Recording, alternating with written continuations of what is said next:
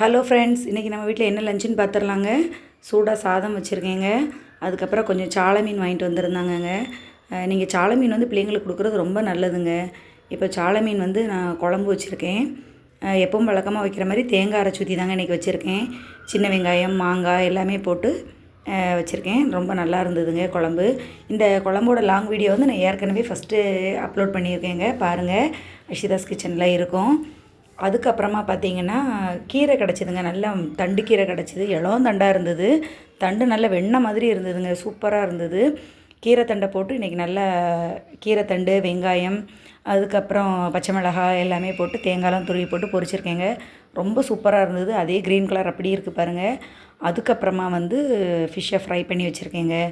மிளகு, மிளவத்தல் பொடி, அதுக்கப்புறம் உப்பு, லெமன்லாம் போட்டு வச்சுருக்கேன். இதோட லாங் வீடியோவும் நான் வந்து அப்லோட் பண்ணியிருக்கேங்க. நாளைக்கு என்ன சமையலுங்கிறது நாளைக்கு பார்த்துடலாம். பாய்.